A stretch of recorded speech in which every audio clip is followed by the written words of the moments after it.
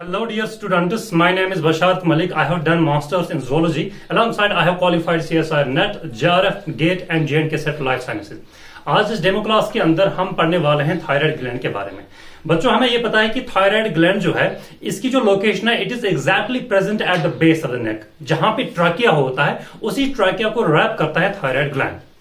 Now thyroid gland का main मकसद क्या होता है? To produce the thyroid hormones. कितने तरह के होते हैं थायराइड हार्मोन्स? दो तरह के, T3 एंड T4, जिनका full form you might be knowing, triiodothyronine and tetraiodothyronine. अब लेकिन हमें इस लेक्चर के अंदर थोड़ा सा हम जान लेंगे कि कैसे हम T3 एंड T4 को बनाते हैं। ठीक है, how exactly we go about synthesizing them. Thyroid gland का जो स्ट्रक्चर है इसके अंदर बहुत सारे फॉलिकल्स आपको मिलेंगे। एक फॉलिकल को मैंने यहां पे मैग्नीफाई करने की कोशिश की है।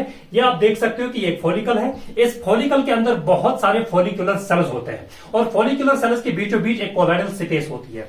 अब एक फॉलिकुलर सेल को मैंने यहां पे जूम इन किया है और ये जो कोलाइड है इसको मैंने इधर रिप्रेजेंट किया है ताकि मैं आपको समझा सकूं कैसे हम T3 और T4 को बनाते हैं। डियर स्टूडेंट्स, वी नो जब भी हम फूड इंटेक करते हैं जिसके अंदर नमक होता है, ठीक है, हमें पता है कि नमक के अंदर प्रेजेंट होता है आयोडाइड।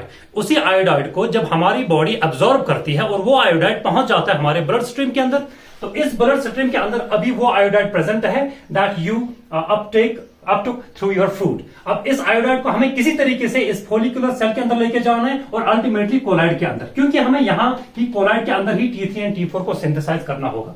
आयोडाइड को हम सबसे पहले इस इंटरस्टिशियल स्पेस के अंदर लेके आते हैं। इंटरस्टिशियल स्पेस के अंदर आयोडाइड की कॉन्सेंट्रेशन बहुत कम होती है, फॉलिकुलर सेल के अंदर आयोडाइड की कॉन्सेंट्रेशन बहुत ज्यादा होती है। इसका मतलब ये हुआ हम against the concentration gradient iodide को नहीं ले जा सकते into the follicular cell.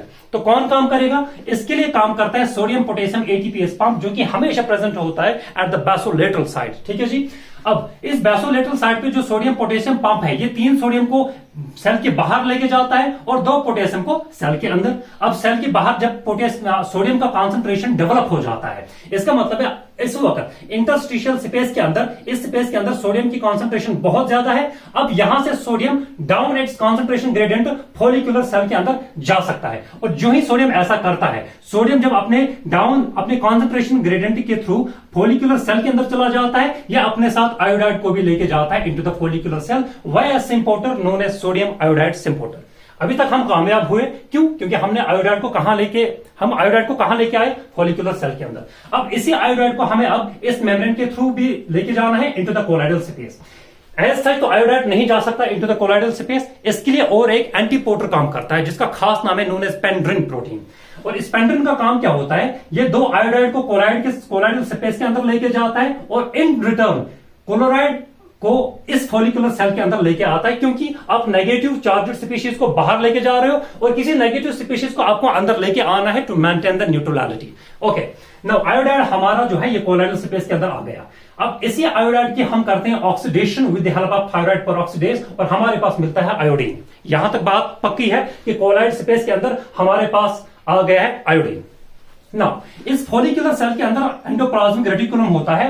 We know कि एंडोप्लाज्मिक रेटिकुलम के पास कैपेसिटी होती है to synthesize the proteins, secreted proteins. और एंडोप्लाज्मिक रेटिकुलम के अंदर जो प्रोटीन बनता है ऑन द RER, तो उसी प्रोटीन को फिर गोल्गी के अंदर लेके हम जाते हैं for the modification purposes. And उसके बाद इसी प्रोटीन को हम एग्जोसाइटोसिस करवाते हैं और इस कोलाइडल स्पेस के अंदर हमारे पास प्रोटीन आता है। इस प्रोटीन का नाम होता है थायरोग्लोबुलिन। बच्चों आपको यह याद रखना है कि थायरोग्लोबुलिन के अंदर बहुत सारे टायरोसिन मॉलिक्यूल्स होते हैं, टायरोसिन अमीनो एसिड्स होते हैं। यहां पे थायरोग्लोबुलिन को मैंने दिखाया है, इसके साथ अटैच्ड है एक tyrosine, but you have to remember there are multiple at least 70 tyrosine amino acids attached to the one thyroglobulin protein.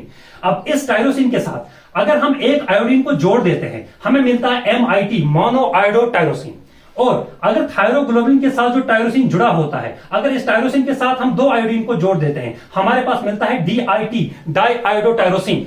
MIT मिला और DIT मिला। उसके बाद हम कर क्या सकते हैं? हम एक MIT को एक DIT के साथ जोड़ सकते हैं। यहां पे मोनो आयोडो, यहां पे डाई आयोडो, टोटल में हमें मिला T3। इसी को कहा जाता है T3, ट्राई आयोडोथ्रियोनिन। ठीक है जी। MIT को जब आप जोड़ते हैं DIT के साथ T3 मिलता है, प्लस एक अमीनो एसिड को रिलीज किया जाएगा नोन एज एलानिन। वो आपको पढ़ने की जरूरत नहीं है। ऐसे ही जब हम 2 DIT को जोड़ देते हैं हमें मिलता है T4। इसका मतलब हुआ कि T3 एंड T4 जो है ये थायराइड हार्मोन्स कहां पे हमने बनाए? कोलाइडल स्पेस के अंदर। लेकिन ये थायराइड हार्मोन्स इन कोलोइडल स्पेस के अंदर इस थायरोग्लोबुलिन के साथ अटैच्ड है। इस थायरोग्लोबुलिन के साथ जो टायरोसिन के साथ हमारे पास आयोडीन जुड़ चुके हैं, जिसका हमने नाम दिया MIT एंड DIT, और अल्टीमेटली हमने सिंथेसाइज किया T3 एंड T4 को। इसी थायरोग्लोबुलिन को हम बैक लेके जाएंगे फॉलिकुलर सेल के अंदर, और फॉलिकुलर सेल के अंदर लाइसोसोम के पास लेके जाएंगे, जहां पे लाइसोसोम के हाइड्रोलिटिक एंजाइम्स थायरोग्लोबुलिन को ब्रेक डाउन करेंगे और T3 और T4 को रिलीज करवाएंगे इस फॉलिकुलर सेल के अंदर। फिर इस T3 और T4 को हम भिजवाएंगे into the blood stream, so that the T3 and T4 can go to the target cells and can bring about their action. Thank you.